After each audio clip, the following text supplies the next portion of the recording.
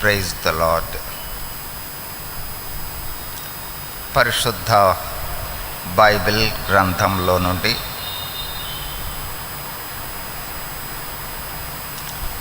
Mark సువార్త 14వ అధ్యాయము 12వ వచనము నుండి 16వ వచనము వరకు మార్చి చదువుకుందాం. 12 నుండి 16 వరకు.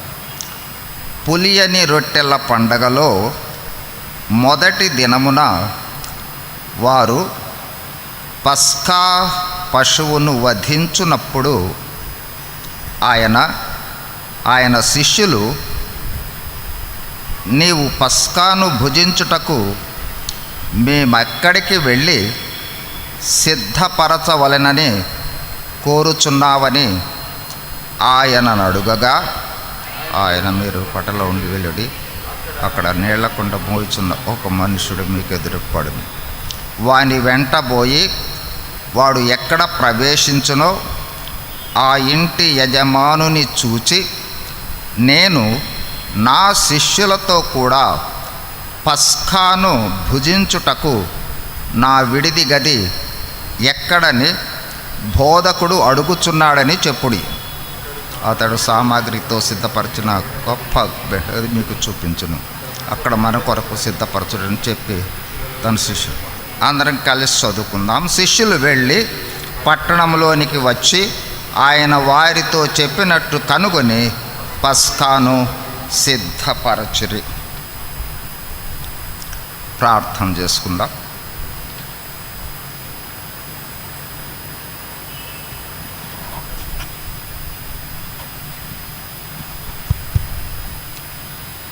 పరిశుద్ధుడైన మా ప్రియ పరలోకపు తండ్రి,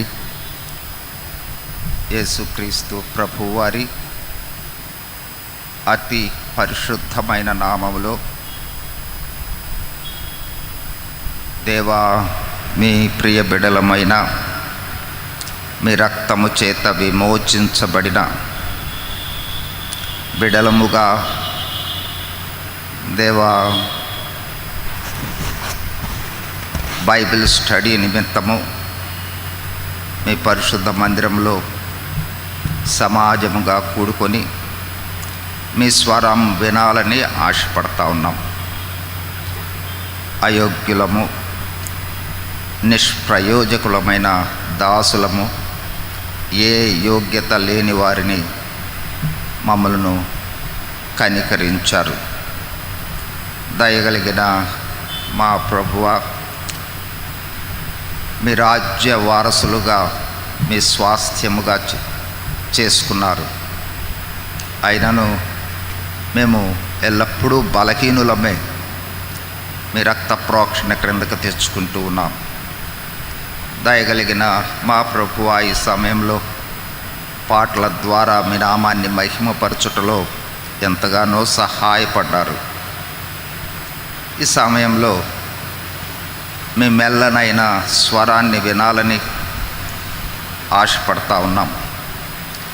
నిష్ప్రయోజకుడినైన దాసుడను నన్ను సంపూర్ణంగా మీ సిలువ చాటును మరుగు చేసి చేరి వచ్చిన మా అందరితో ప్రభువా, మీ మెల్లనైన స్వరాన్ని వినిపించుమని చేరి వచ్చిన మాకందరికీ అవసరమైన మీ వర్తమానాన్ని మాకు దయచేయమని వేడుకుంటూ, యేసుక్రీస్తు ప్రభువారి అతి శ్రేష్టమైన నామములోనే కృతజ్ఞతాస్తుతులు వందనాలు చెల్లించుకుంటూ సాగిలపడి వినయముగా వేడుకొనుచున్నాము తండ్రి.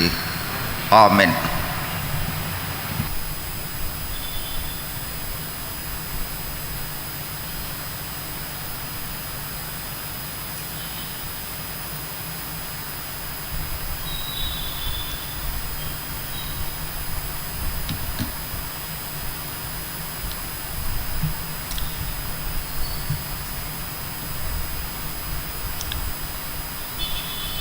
చదువుకున్న వాక్య భాగము మనందరికీ సుపరిచితమైన వాక్య భాగం. ప్రాముఖ్యమైన సత్యం ఏమిటంటే, ఒక సామెత ఉంది, రోమ్లో ఉన్నప్పుడు రోమియుల్లాగానే ఉండాలని. అట్లాగే బైబిల్ స్టడీకి వచ్చినప్పుడు విద్యార్థుల్లాగానే ఉండాలి. అంటే పెన్ను, పుస్తకము, రన్నింగ్ నోట్స్ ఇవి ఇంపార్టెంట్ స్టూడెంట్కి. కాబట్టి ఎందుకంటే బైబిల్ స్టడీలో మనము క్రొత్త విషయాన్ని తెలుసుకోబోతూ ఉంటాము.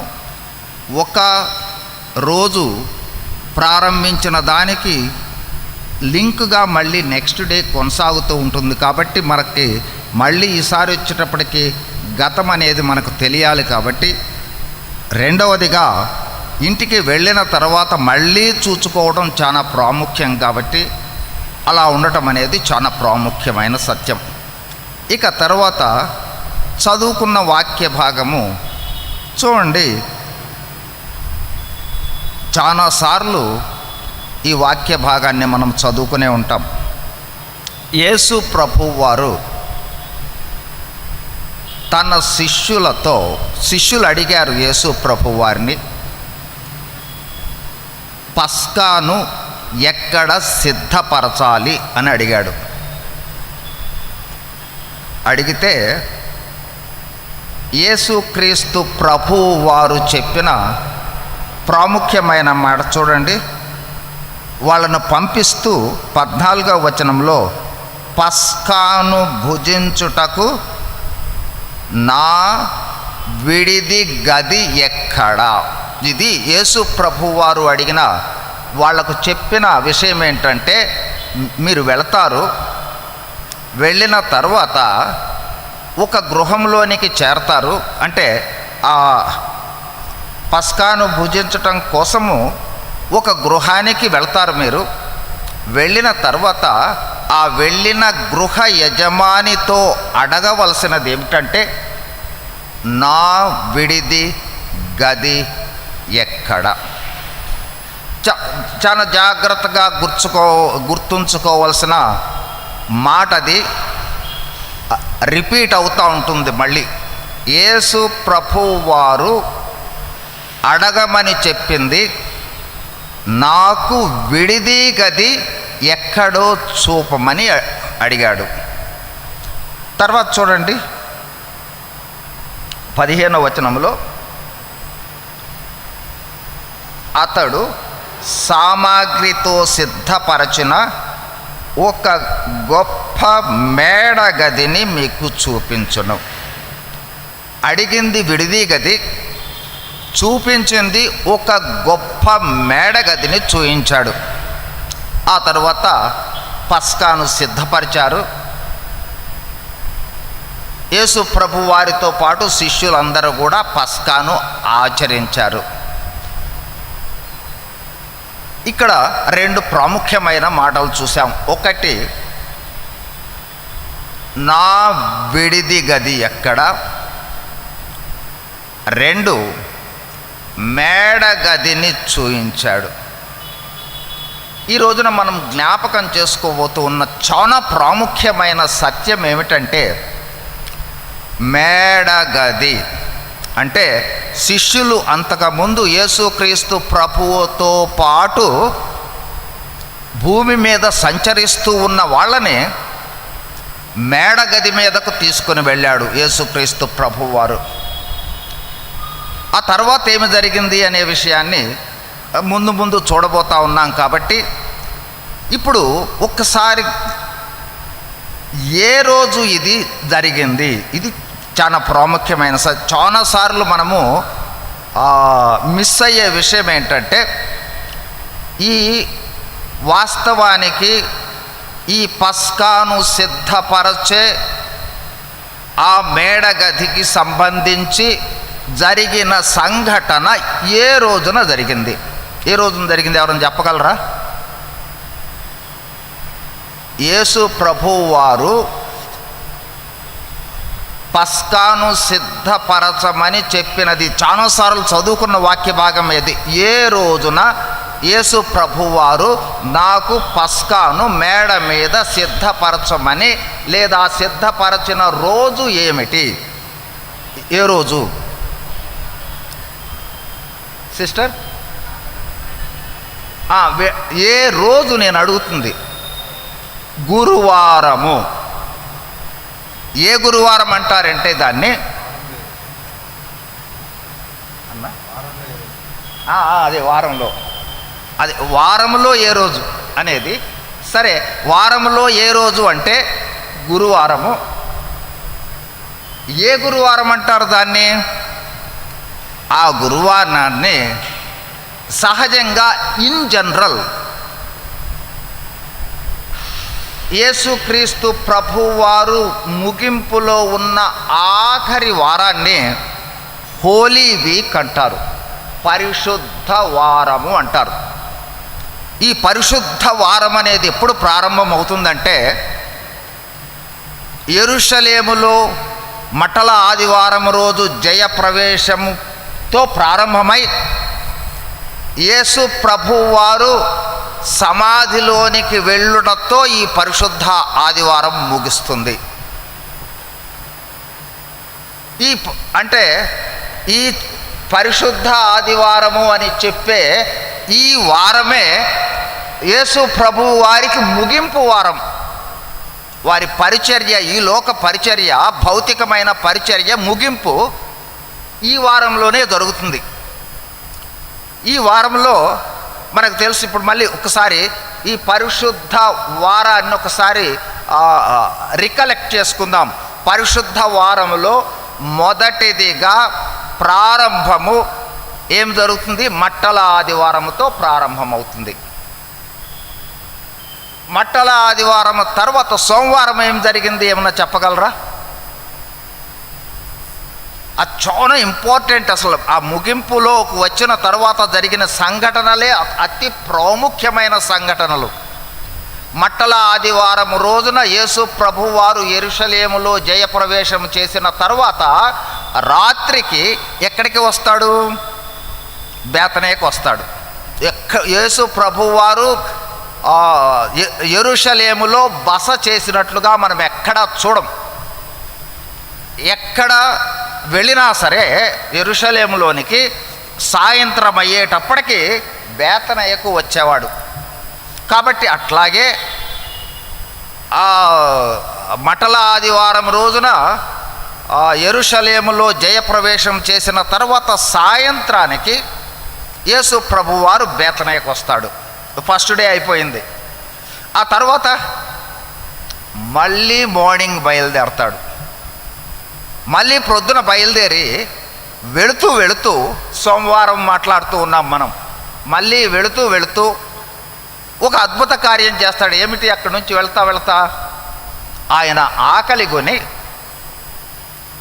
అక్కడ ఒక అంజూరపు చెట్టు ఉంటే కాయలు కాసుద్దేమో అని వెళితే అక్కడ కాయలు లేవు. వాస్తవానికి అంజూరపు చెట్టు యొక్క స్వభావం ఏంటంటే,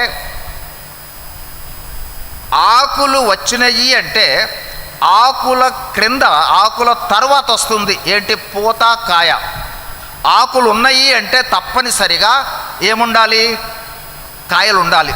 అయితే అక్కడికి వెళితే ఆకులు ఉన్నాయి కానీ కాయలు లేవు. ఫలితంగా శపించేస్తాడు అక్కడే. ఆ తర్వాత బయలుదేరి వెళ్తాడు. అది చాలా అద్భుతమైన మర్మంతో కూడిన విషయం. ఆకులు ఉండి కాయలు లేవు అంటే వేషధారణకు సాదృశ్యం. బయటికి కనిపించటానికి భక్తులలాగా ఉంటాము. ఆత్మ సంబంధమైన ఫలాలు లేకపోవడాన్ని ఆ చెట్టు చూయిస్తుంది. సరే, ఆ విషయంలోనికి వెళ్ళటంలో మనము జనరల్గా మార్నింగ్ బయలుదేరతారు. దారిలో ఒక చెట్టును శపిస్తాడు. శపించిన తర్వాత యెరూషలేము మందిరంలోనికి వెళ్ళి రూకలు మార్చు వారి అవన్నిటినీ కూడా, అక్కడున్న వాటిని అన్నిటినీ పడగొట్టేసేసి మళ్ళీ రాత్రికి బయలుదేరి బేతనేకు వస్తాడు. ఇది సెకండ్ డే, అంటే మంగళవారం చేసిన పని. ఇక థర్డ్ డే, ఆ పరిశుద్ధ ఆదివారము అని చెప్పుకుంటూ ఉన్న దాంట్లో మూడవ రోజు మళ్ళీ బేతనే నుండి బయలుదేరతాడు. చాలా అద్భుతమైన సత్యం ఏమిటంటే, మూడవ రోజున యేసుక్రీస్తు ప్రభువారు చేసిన ప్రసంగము, లేదా మూడవ రోజున యేసు ప్రభువారు శిష్యులకు తెలియజేసిన విషయాలు అత్యంత ప్రాముఖ్యమైన విషయాలు. ఎవరైనా చెప్పగలరా మూడవ రోజున యేసు ప్రభువారు దేనిని గురించి చెప్పారు? మూడవ రోజున మళ్ళీ యెరూషలేంకే బయలుదేరుతూ దారిలోకి వెళ్ళిన తర్వాత శిష్యులు అడుగుతారు, మీరు మీ తిరిగి వచ్చే రాకడకు సూచనలేవి అని అడిగింది ఆ రోజున. ఏ రోజున? మంగళవారం. అడిగితే రాకడకు సంబంధించిన సంగతులు అన్నీ కూడా యేసుక్రీస్తు ప్రభువారు ఎప్పుడు చెప్పాడు? ఏ రోజున చెప్పాడు అంటే, దాదాపుగా ఇప్పుడు ఒకసారి మనం గమనిస్తే బైబిల్ గ్రంథంలో, బైబిల్ అంటే నూతన నిబంధనలో చాలా అధ్యాయాలు ఈ 6 రోజులకు సంబంధించే ఉంటాయి. మీరు గమనించారో లేదో, చాలా ప్రాముఖ్యమైన సత్యం. ఎక్కువ అధ్యాయాలు అంటే ఉన్న వాటిలో ఎక్కువ ఒక అంశాన్ని గురించి చెప్పే అధ్యాయాలలో ఇవే కనిపిస్తాయి. అంటే యేసుక్రీస్తు ప్రభువారు శిష్యులు అడిగిన ప్రశ్నకి రెండవ రాకడకు సంబంధించి చెప్పిన సంగతులన్నీ కూడా మంగళవారము యెరూషలేముకు వెళుతూ యెరూషలేము మందిరాన్ని, ఆ యెరూషలేము కొండ మీద ఉండి చెప్పిన ప్రసంగం అది. ఈ ప్రసంగము మనకి మత్తయి సువార్త 25వ అధ్యాయంలో ప్రారంభమై 24లో ప్రారంభమై 25 ముగింపు దాకా ఉంటుంది. 24లో ప్రారంభమవుతుంది. 25 గొర్రెలు మేకల తీర్పు తర్వాత ఆ అధ్యాయం చివరి వరకు ఉంటుంది. ఈ 2 అధ్యాయాలు యెరూషలేమును చూపిస్తూ రెండవ రాకడను గురించి తెలియచేసిన అధ్యాయాలు. ఆ తరువాత ఇది చెప్పిన తర్వాత యేసుక్రీస్తు ప్రభువారు మళ్ళీ యెరూషలేము మందిరంలోనికి వెళ్తారు. వెళ్ళి అక్కడ ఉన్న మత పెద్దలతోనూ వారితో తర్కించటం జరుగుతుంది. ఇది చాలా ప్రాముఖ్యమైన సత్యం. మళ్ళీ తిరిగి వెళ్ళి మొదటి సోమవారం వెళ్ళి రూకలు మార్చు వారిని పడవేసిన తర్వాత మంగళవారము యెరూషలేములోనికి వెళ్ళి తిరిగి ఆ యెరూషలేము మందిరంలోనికి వెళ్ళి ఆ మత పెద్దలతో డిస్కషన్స్ చేసి అనేక విషయాలను చర్చించిన తర్వాత మళ్ళీ తిరిగి బేతనేకు వస్తారు. సరే, మళ్ళీ తిరిగి గుర్తుంచుకోవడం కోసం జ్ఞాపకం చేస్తూ ఉన్నాను. హోలీ వీక్లో, పరిశుద్ధ వారములో మొదటి రోజు యేసుక్రీస్తు ప్రభువారు యెరూషలేములో జయప్రవేశం. మొదటి రోజు కూడా యెరూషలేమే వెళ్ళాడు యేసు ప్రభువు. ఎట్లా వెళ్ళాడు? మట్టల ఆదివారం రోజు గాడిద మీద జయప్రవేశం చేశాడు. రెండవ రోజు కూడా యెరూషలేమే వెళ్ళాడు. అప్పుడు రూకలు మార్చు వాళ్ళనన్నిటినీ పడగొట్టాడు. దారిలోనేమో చెట్టును, అంజూరపు చెట్టును శపించాడు. మూడవ రోజున కూడా వెళ్ళాడు. మూడవ రోజున ఏం చెప్పాడు? వెళుతూ వెళుతూ రెండవ రాకడకు సంబంధించిన ప్రాముఖ్యమైన సూచనలు అన్నీ ఆ రోజే చెప్పింది. ఆ తర్వాత మళ్ళీ మందిరంలోనికి వెళ్ళి అక్కడ సంఘానికి సంబంధించిన మతాధికారులతో చర్చ చేసిన తర్వాత తిరిగి మళ్ళీ వస్తాడు. ఇప్పటికీ 3 రోజులు అయ్యింది. నాలుగవ రోజు ఏం చేశాడు? ఏమన్నా చెప్పగలరా? 4th డే, బుధవారము. దీన్ని స్పై వెడ్నెస్డే అంటారు. 4వ రోజు జరిగినది ఏంటి అంటే, యేసుక్రీస్తు ప్రభు వారిని బేతనయలో మరియ అభిషేకం చేసిన రోజు అది. బుధవారం రోజున మరియ అభిషేకం చేసింది. రెండవదిగా అదే రోజున ఎవరు మన ఇస్కరియోతు యూదా ఆ మత పెద్దల వద్దకు వెళ్ళి ఒప్పందం చేసుకున్నది కూడా బుధవారమే. బుధవారం రోజున యేసు ప్రభువారు అభిషేకించబడ్డాడు మరియ చేత. ఆ తరువాత అదే రోజున ఇస్కరియోతు యూదా 30 వెండి నాణెముల కొరకై యేసు ప్రభువారిని అప్పగించుట కొరకై ఒప్పందము చేసుకొచ్చిన రోజు బుధవారం. ఇక ఇప్పుడు గురువారానికి వచ్చాం, అంటే 4వ రోజు. దీన్ని మౌండీ థర్స్డే అంటారు. గురువారం, మౌండీ గురువారము అంటారు. మౌండీ గురువారము అంటే, మౌండీ అంటే యేసుక్రీస్తు ప్రభువారు ఇచ్చిన ఒక గొప్ప ఆజ్ఞకు సంబంధించిన గురువారం. ఎవరైనా చెప్పగలరా ఆజ్ఞ? గురువారం రోజున ఇందాకే చెప్పుకున్నాం కదా, మేడగది మీద పస్కా సిద్ధపరచిన రోజున యేసు ప్రభువారు ఒక గొప్ప ఆజ్ఞను ఇచ్చారు. ఆ ఆజ్ఞను మనము రెగ్యులర్గా ప్రతి వారము శిరసా వహిస్తూ ఆజ్ఞను పాటిస్తూనే ఉన్నాము. ఇప్పుడైనా చెప్పగలరా అమ్మా? బల్లలో చెయ్యి వేయటం. ఎస్, గురువారం రోజున చూడండి, ఇప్పుడు చూడండి మార్కు సువార్త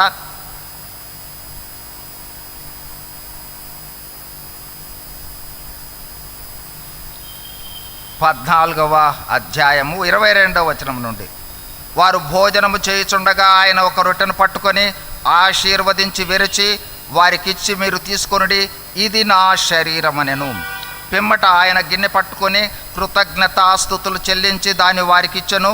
వారందరూ దానిలోది త్రాగిరి. అప్పుడు ఆయన, ఇది నిబంధన విషయమై అనేకుల కొరకు చిందింపబడుచున్న నా రక్తము. నేను దేవుని రాజ్యములో ద్రాక్షారసము క్రొత్తదిగా త్రాగు వరకు ఇకను దానిని త్రాగనని మీతో నిశ్చయముగా చెప్పుచున్నాను. ప్రభువు బల్ల ఇన్స్టిట్యూషన్ జరిగింది, ప్రారంభించిన రోజే ఈ గురువారం. అందుకోసం దీన్ని మౌండీ గురువారము అంటారు. అంటే దేవుడు ఆజ్ఞ ఇచ్చిన గురువారం. ఇక ఆ తర్వాత మనం ఇప్పుడు జ్ఞాపకం చేసుకునే విషయం ఏంటంటే, ఆ ఒక్కటే నా చేసింది ఒకసారి వెనక్కి వెళ్ళి చూడండి. ఆ గురువారం రోజు యేసు ప్రభువారు చేసిన బోధన ఎవరికైనా గుర్తుందా? బుధవారమే ఒక అద్భుతమైన బోధ చేశాడు యేసుక్రీస్తు ప్రభువారు. యోహాను సువార్త 13వ అధ్యాయము నుండి 17వ అధ్యాయము వరకు అదంతా కూడా గురువారము రోజున మేడగది మీద చేసిన బోధ. 13, 14, 15, 16, 17 5 అధ్యాయాలు కూడా ఎన్నోసార్లు చదువుకున్నాం ఆ అధ్యాయాలని. ఆ అధ్యాయాలన్నీ కూడా ఒకరోజే యేసుక్రీస్తు ప్రభువారు చేసిన బోధ. ఎక్కడంటే ఆ మేడగది మీద చేసిన బోధ. ఒక్క రోజులో చేసిన బోధ 5 అధ్యాయాలు. ఆ 5 అధ్యాయాలు ఒకసారి చూడగలిగితే తర్వాత చూద్దాము. ముందు బ్యాక్గ్రౌండ్లోకి వచ్చిన తర్వాత ముందుకు వెళదాం. ఆ అధ్యాయాలలో చాలా అనేక విషయాలు మనం చూస్తాం. అక్కడే ఆ గురువారం రోజే యేసు ప్రభువారు శిష్యుల పాదాలను కడిగేది. పాదాలు కడిగిన తర్వాత నేను కడిగినట్లుగా మీరు కూడా పాదాలు కడగాలి అని చెప్పింది కూడా ఆ గురువారమే. మరొక ఆజ్ఞ ఇచ్చాడు, నేను క్రొత్త ఆజ్ఞనిస్తూ ఉన్నాను అని. నేను మిమ్ములను ఏ విధంగా ప్రేమించానో ఆ విధంగా మీరు ఒకరినొకరు ప్రేమించాలి అని చెప్పింది కూడా ఆ మేడగది మీదే. 14వ అధ్యాయంలో నేను వెళ్తా ఉన్నాను మీకోసం స్థలము సిద్ధపరచడానికి అని చెప్పింది కూడా ఆ అధ్యాయంలోనే, అంటే మేడగది మీదే. అంత మాత్రమే కాదు, ఆ తర్వాత నేను వెళుతూ ఉన్నాను, పరిశుద్ధాత్మను పంపిస్తాను ఆదరణకర్తగా అని చెప్పింది కూడా మేడగది మీదే. ఆ పరిశుద్ధాత్ముడు ఆ మేడగది మీదకు వచ్చే విషయాలను గురించి తెలియచేసిన తరువాత మళ్ళీ 15వ అధ్యాయం దగ్గరకు వచ్చేటప్పటికి సంఘాన్ని గురించి తెలియచేశాడు. నేను నిజమైన ద్రాక్షావళిని, మీరు తీగలు, తండ్రి వ్యవసాయకుడు. ఇప్పటి వరకు నేను మిమ్మలను సేవకులుగా చూశాను. సేవకులు యజమానుని యొక్క హృదయంలో ఉన్న విషయాలను గ్రహించలేరు, కావున ఇక ఈ రోజు నుండి మిమ్మల్ని స్నేహితునిగా చూడబోతూ ఉన్నాను చెప్పింది కూడా అక్కడే. ఇట్లా అనేక మేడగది మీద అద్భుతమైన విషయాలను, తర్వాత యేసు ప్రభువారు తన జీవిత మొత్తము మీద చేసిన ఒకే ఒక గొప్ప లాంగ్ ప్రేయర్. 17వ అధ్యాయం అంతా ప్రార్థనే. మిగతా చోట ఎక్కడ అంత దీర్ఘమైన ప్రార్థన చేయలా. వెళ్ళబోతూ చేసిన ప్రార్థన చాలా ప్రాముఖ్యమైన ప్రార్థన. అందులో అనేకమైన లోతైన ఆత్మీయ సత్యాలన్నీ దాదాపుగా ఆయన ముగింపులో చివరి వారంలో అనేక సత్యాలను బయలుపరిచి వెళ్ళాడనమాట. కాబట్టి ఈ 17వ అధ్యాయం వరకు గురువారము రోజున మేడగది మీద యేసుక్రీస్తు ప్రభువారు శిష్యులకు చేసిన బోధ. ఇక బోధ చేసిన తరువాత యేసు ప్రభువారు ఒలీవల తోటకెళ్తాడు. అక్కడికి వెళ్ళిన తర్వాత ఒలీవల తోటేనా చూడండి, అయిన తర్వాత గెత్సెమనే తోటలోకి, ఆ తర్వాత గెత్సెమనే తోటలోనికి వెళ్ళటము. తర్వాత ఇంకొక విషయము, ఈ గురువారం రోజునే తనను అప్పగించే అతనిని కూడా ఐడెంటిఫై చేసింది ఆ రోజే. అతనితోనే చెప్తాడు. అంతకు ముందు రోజు ఒప్పందం చేసుకుని వచ్చాడు ఇస్కరియోతు యూదానే నన్ను అప్పగించబోతూ ఉన్నాడు అనే విషయాన్ని కూడా గురువారం రోజునే చెప్పడం జరుగుతుంది. ఆ తర్వాత అయిపోయిన తర్వాత గెత్సెమనే తోటకు ప్రార్థనకు వెళ్ళిన సమయంలో రాత్రి 3 గంటలు ఆ సమయంలో యేసుక్రీస్తు ప్రభువారిని బంధిస్తారు. గురువారం అయిపోయింది. ఇక నెక్స్ట్ శుక్రవారం 3 గంటల టైంలో బంధించి అన్న కైపల వద్దకు తీసుకుని వెళ్ళి, ఆ తర్వాత పిలాతు వద్దకు తీసుకుని వెళ్ళి మరణశిక్ష విధించడానికి 3 నుండి 9 ఈ మధ్యలోనే, అంటే ఎన్ని గంటల్లో జరిగిపోయింది? అంతా 6 గంటల్లో జరిగిపోయింది. యేసు ప్రభువారు శుక్రవారము కల్వరి శిలువ మీద వేలాడి 7 మాటలు పలికి 3 గంటలకి ఆయన ప్రాణాన్ని విడుస్తాడు. కాబట్టి ఈ వారములో 6వ వారము శుభ శుక్రవారము అంటారు. మనమందరము గుడ్ ఫ్రైడేగా చాలాసార్లు ఆచరించి ఉంటాం. ఇది 6వ రోజు.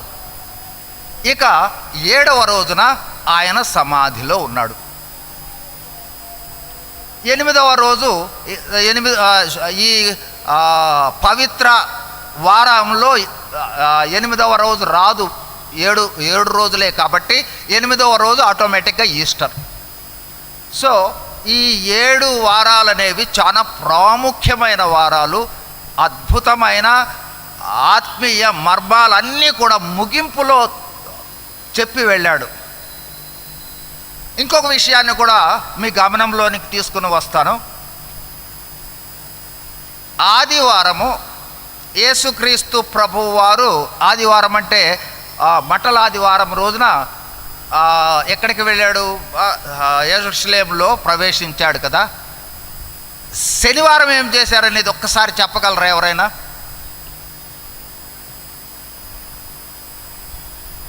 శనివారం ఏం జరిగింది? శనివారమే యేసుక్రీస్తు ప్రభువారు లాజరును లేపింది. శనివారము లాజరును లేపాడు. ఆదివారము మటలాదివారము, సోమవారము యెరూషలేములో బల్లలు రూకలు మార్చే వాళ్ళను వెళ్ళగొట్టాడు. ఆ తర్వాత రెండవ రాకడకు సంబంధించిన ప్రసంగాలు చేశాడు. ఆ తర్వాత మరియ చేత అభిషేకించబడ్డాడు. ఆ తర్వాత గురువారము మేడగదిలో గొప్ప వర్తమానాలను ఇస్తూ ఆ రాత్రి అప్పగించబడి శుక్రవారము కల్వరి శిలువలో మరణించి ఆదివారము సమాధిలో ఉన్నాడు. సోమవారము తిరిగి లేచాడు. కాబట్టి ఈ పరిశుద్ధ ఆదివారము అంటే శనివారము వరకు. సరే, కొన్ని వాస్తవానికి మనం వెళ్ళబోతూ ఉన్న సబ్జెక్టులోకి వెళ్ళబోతూ ఉన్న వాటిలోనికి సంబంధించి కొంత బ్యాక్గ్రౌండ్ అవసరం కాబట్టి కొన్ని విషయాలను జ్ఞాపకం చేసుకుంటా వచ్చాం. గమనించండి, ఇప్పుడు మనము చెబుతూ ఉన్న ఈ గొప్ప మేడగదిలో పస్కా పండుగను ఆచరించటం అనేది యేసు ప్రభువారు కల్వరి శిలువకు అప్పగించక ముందు రోజు జరిగిన సంఘటన. అంటే గురువారం జరిగిన సంఘటన. ఈ గురువారం జరిగిన సంఘటన, ఆ రోజు ఏమి జరిగినాయి, ఏ విషయాలు జరిగాయి అనే విషయాలను మనము జ్ఞాపకం చేసుకోబోతూ ఉన్నాం. ఆ జ్ఞాపకం చేసుకోక మునుపు మనకి బైబిల్ గ్రంథంలో మేడగదులనేవి అక్కడ నుండి ప్రారంభమై మొత్తము 3 సార్లు మేడగదులను చూస్తాం. ఒకటి ఇక్కడ చూసాం కదా, మొదటిదిగా మేడగది మీద నాకు పస్కా సిద్ధపరచబడి యేసు ప్రభువారు అడిగినప్పుడు పస్కాను వాళ్ళు సిద్ధపరిచారు, పస్కాను ఆచరించారు ఫస్ట్. ఈ తర్వాత కూడా మళ్ళీ మేడగదిని చూస్తాం. ఎక్కడ? యోహాను సువార్తలో చూస్తాం. చూడండి,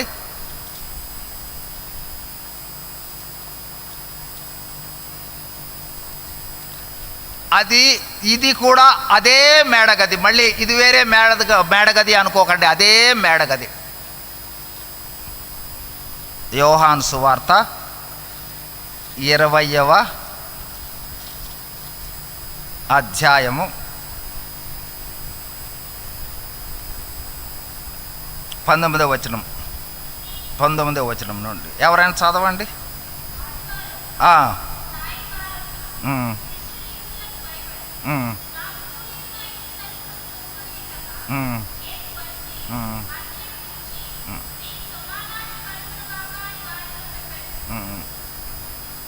చదవమ్మా.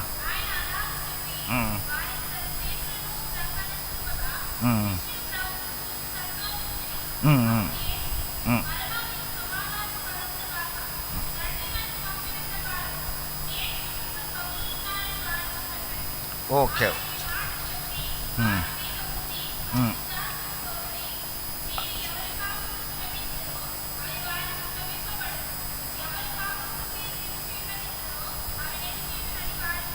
చాలమ్మా.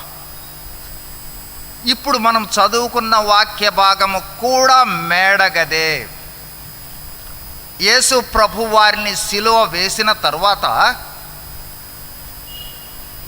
శిష్యులు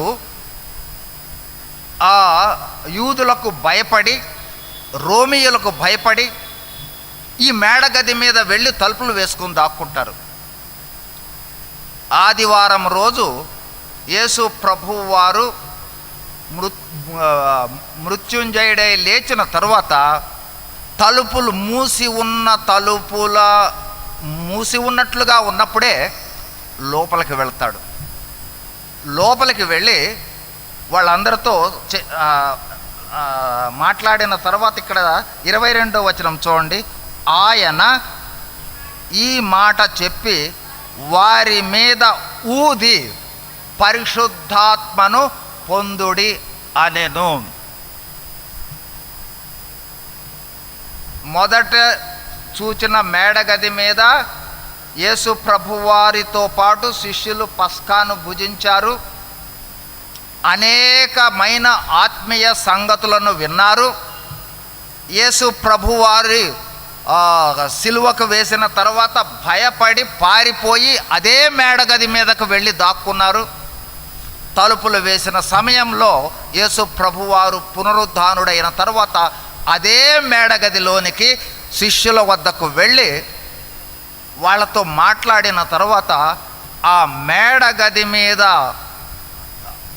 యేసు ప్రభువారు చేసిన ఆ కార్యం అనేది చాలా ప్రాముఖ్యమైనది.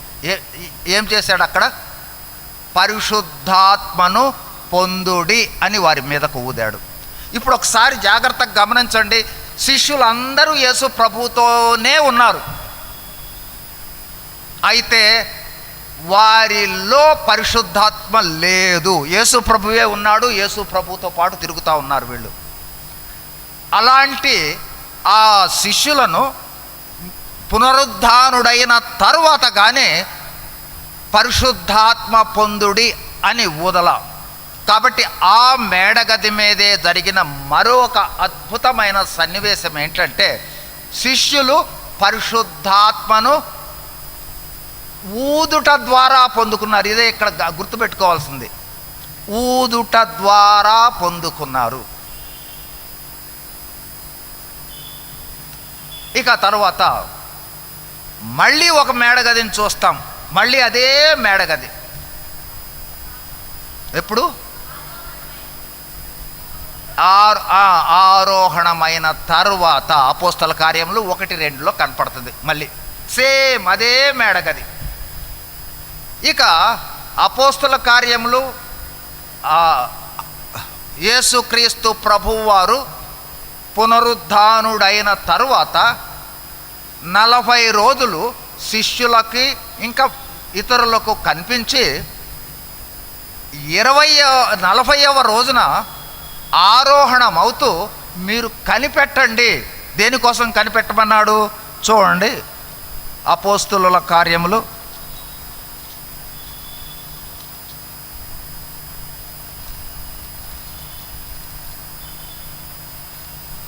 1వ అధ్యాయము 8వ వచనం.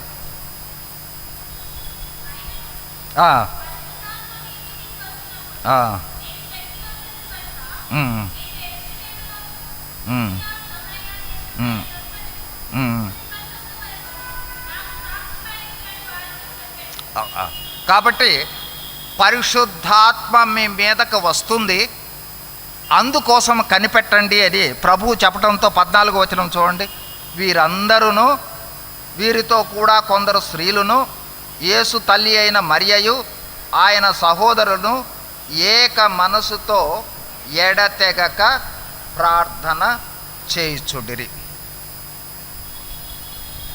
40వ రోజున ఆరోహణుడవుతూ పరిశుద్ధాత్ముడు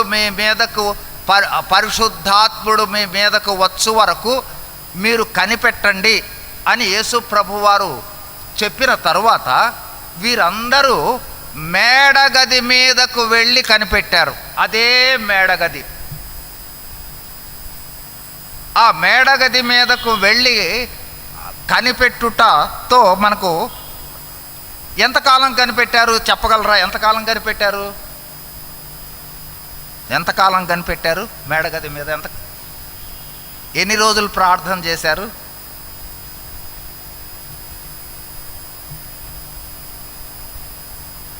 పరిశుద్ధాత్ముడు దిగి వస్తాడు, ఆయన కోసం కనిపెట్టండి అంటే వీళ్ళందరూ కూడా వెళ్ళి మేడగది మీదకు వెళ్ళి కనిపెట్టారు.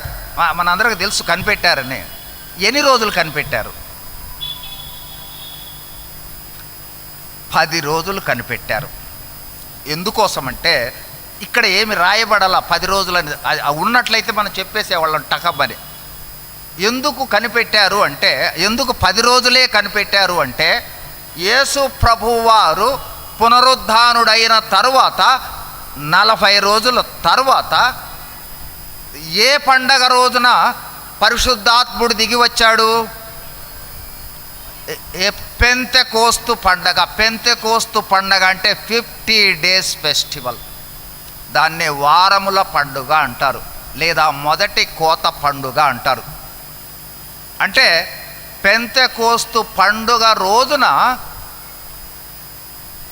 పరిశుద్ధాత్ముడు దిగి వచ్చాడు. అంటే యేసు ప్రభువారు ఆరోహణమయ్యింది 40 రోజుల్లో, పరిశుద్ధాత్ముడు దిగి వచ్చింది 50వ రోజున. ఈ మధ్యకాలం ఎంత? 10 డేస్, 10 రోజులు రాత్రింబవళ్ళు కనిపెట్టి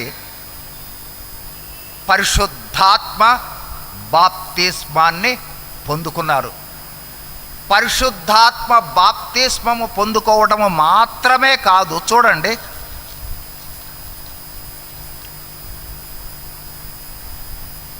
నాలుగో వచనం, 2:4 అపోస్తల కార్యములు.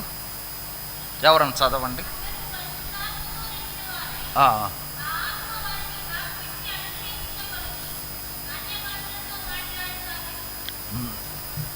పరిశుద్ధాత్మ బాప్తిస్మాన్ని పొందుట మాత్రమే కాదు, వారు ఆత్మతో నింపబడ్డారు.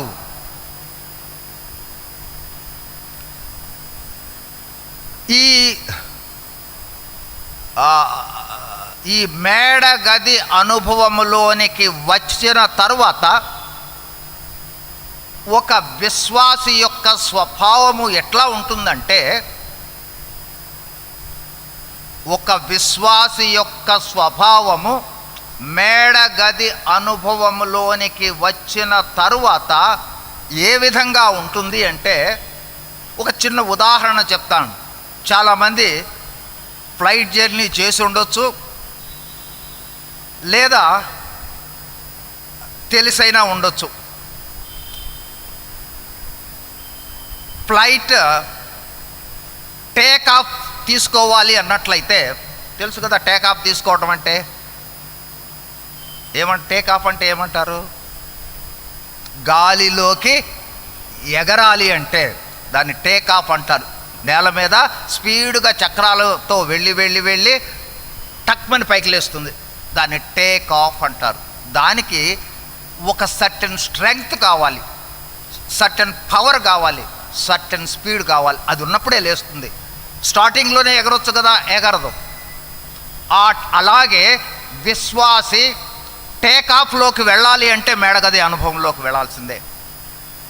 మేడగది అనుభవంలోకి వెళ్ళకోకుండా విశ్వాస జీవితంలో ఉన్నట్లయితే ఇంకా టేకాఫ్లోకి వెళ్ళలా, నేల మీదే ఉన్నాము అని అర్థం. ఏమిటి మేడగది అనుభవాలు అంటే ముందు చూస్తాము. మనం ఇంట్రడక్టరీ పార్ట్లోనే ఉన్నాం కాబట్టి మేడగది అనుభవం అనేది ఒక విశ్వాసి ఆత్మీయ స్థితిలో టేకాఫ్ తీసుకోవడానికి అవసరం, నెససరీ, తప్పనిసరి అవసరం. లేకుంటే టేకాఫ్లోకి వెళ్ళే అనుభవములోకి వెళ్ళము, ఇంకా నేల మీదే ఉన్న అనుభవంలో ఉంటాం. కాబట్టి టేకాఫ్ తీసుకున్న తర్వాతే ఆత్మీయ స్థితి మారిపోతుంది. గమనించండి ఒకసారి మళ్ళీ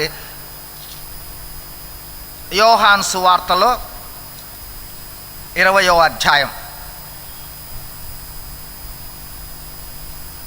22వ వచనం. ఆయన ఈ మాట చెప్పి, యోహాను సువార్తమ్మ 20 చదివారు ఇందాక, వారి మీద పరిశుద్ధాత్మను పొందుడి. ఒకసారి జాగ్రత్తగా గమనిద్దాం. శిష్యులు యేసు ప్రభు వారితోనే తిరిగారు, 33.5 సంవత్సరాలు ఆయనతోనే ఉన్నారు.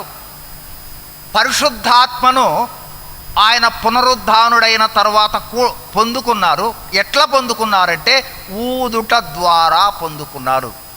ఈ ఊదుట ద్వారా పొందుకున్న పరిశుద్ధాత్మనే గిఫ్ట్ అంటారు. హోలీ స్పిరిట్ని గిఫ్ట్గా పొందుకోవటం.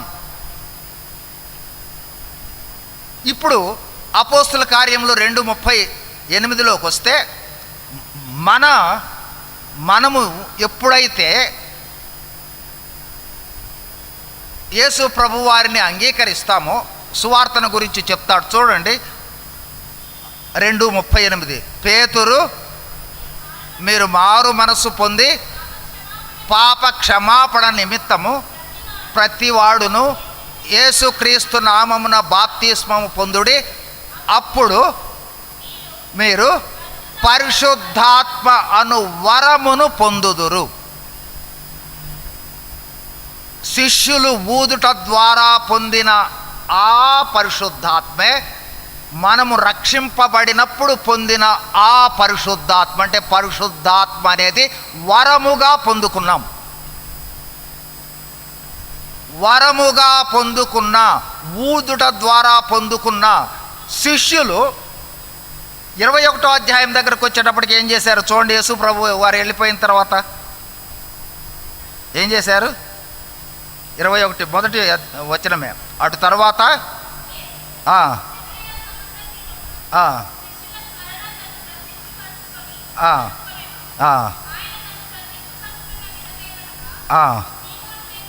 చూడండి, శిష్యులు ఊదుట ద్వారా పరిశుద్ధాత్మను పొందుకున్నారు.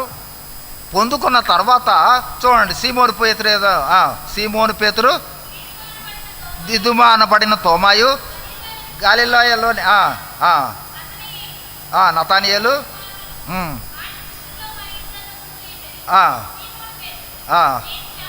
నేను చేపలు పట్టబోదునని వారితో అనగా వారు మేమును కూడా వస్తాం. గమనించారా?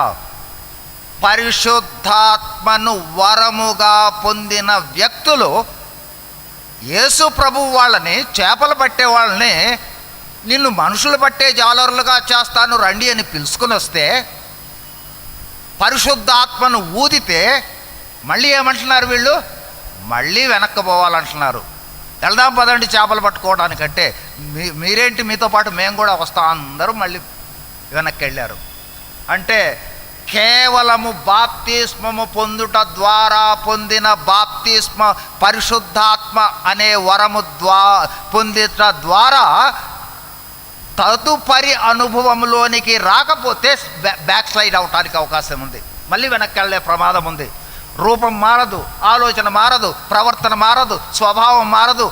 మనము ఎట్లా ఉన్నామో కేవలము బాప్తిస్మం తీసుకుంటాము, యేసు ప్రభువు నమ్ముతాము, ఆచారాలు మారవు, సాంప్రదాయాలు మారవు, స్వభావం మారదు, ఆలోచన మారదు, ప్రేమ ఉండదు, క్షమాపణ ఉండదు, దయ ఉండదు. అట్లాగే ఉంటాం.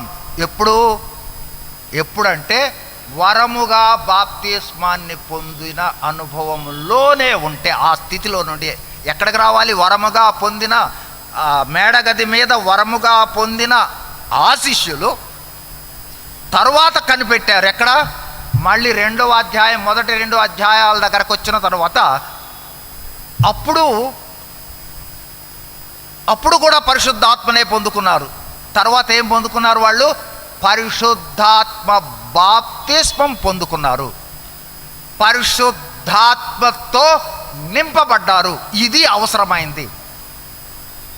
టేక్ ఆఫ్కి మనం వెళ్ళాలి అన్నట్లయితే మీరు గమనించండి, 2వ అధ్యాయంలో మేడగది మీద అనుభవాలలోకి వెళ్ళిన తర్వాత తిరిగి శిష్యులు వెన్ను ఎక్కడా చూయించలా, వెనుక ఎక్కడ తిరగలా.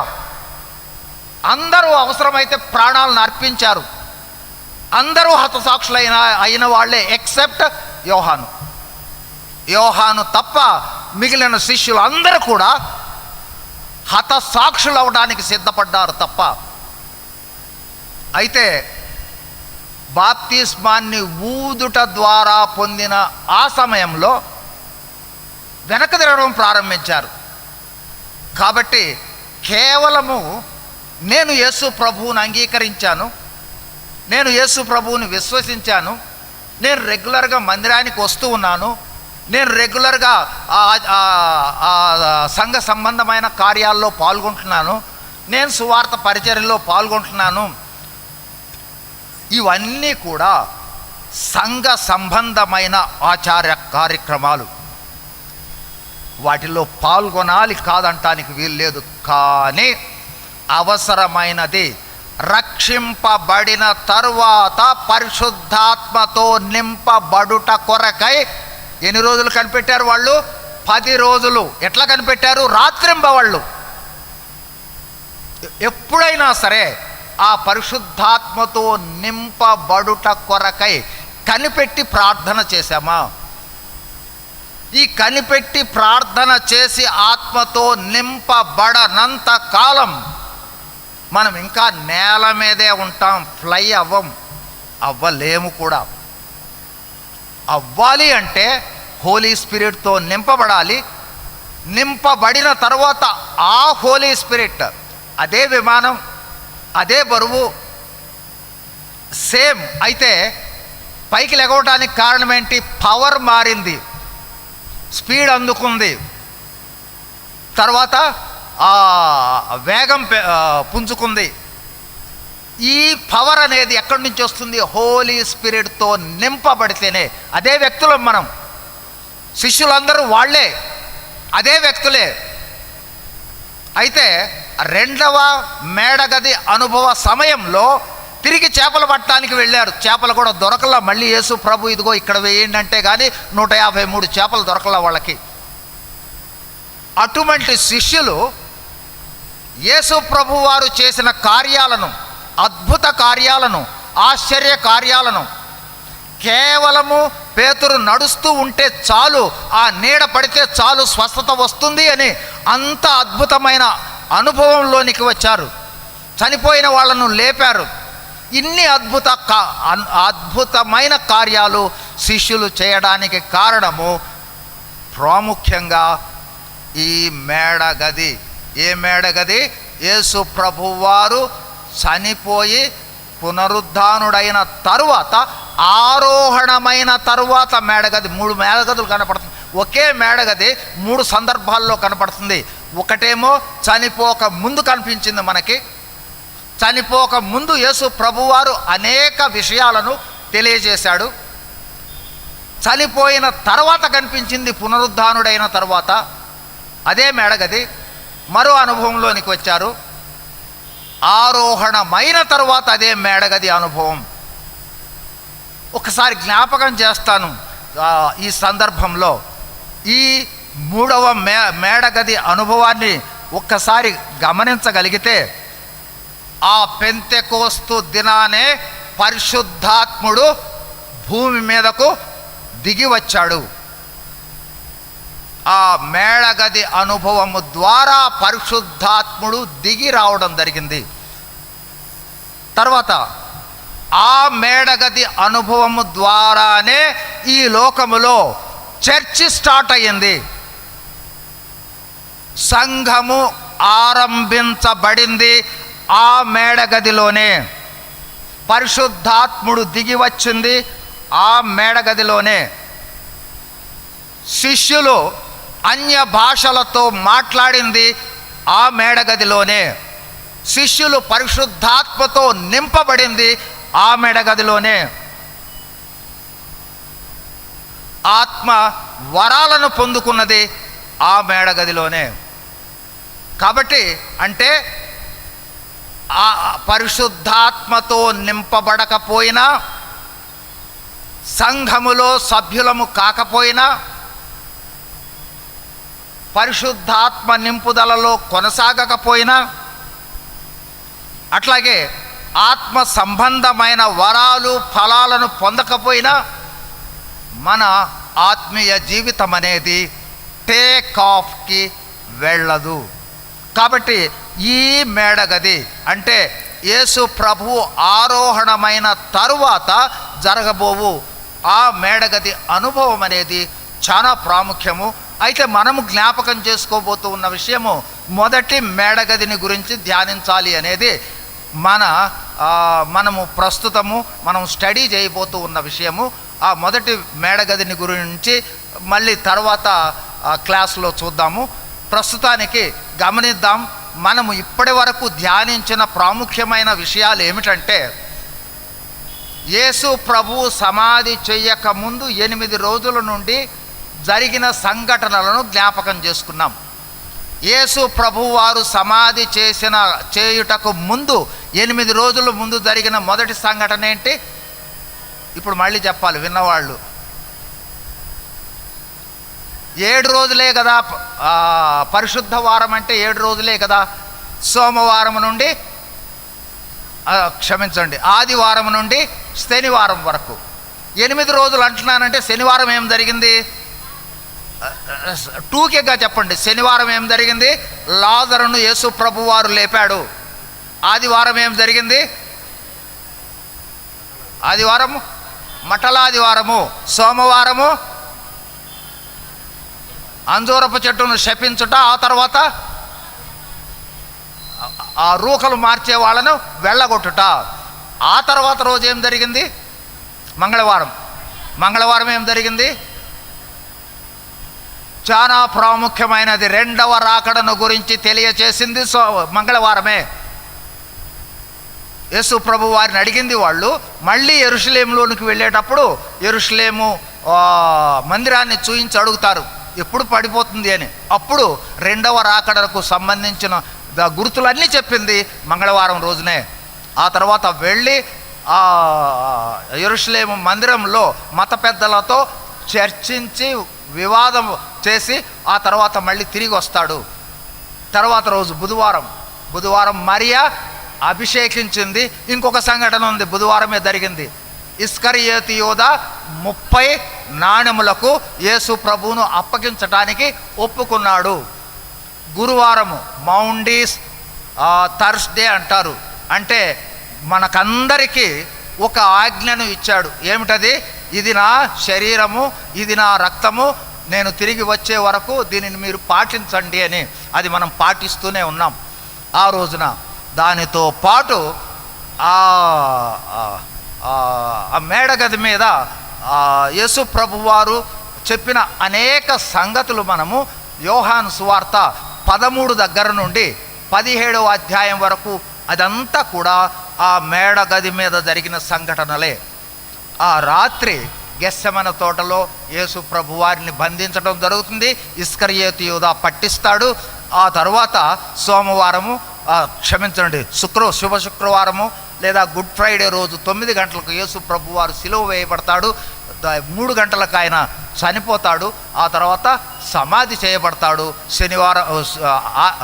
శనివారం రోజున సమాధిలో ఉంటాడు. సోమవారం అనేది ఆ వారం కింద రాదు. సోమవారం అనేది ఈస్టర్ పునరుద్ధాన దినము.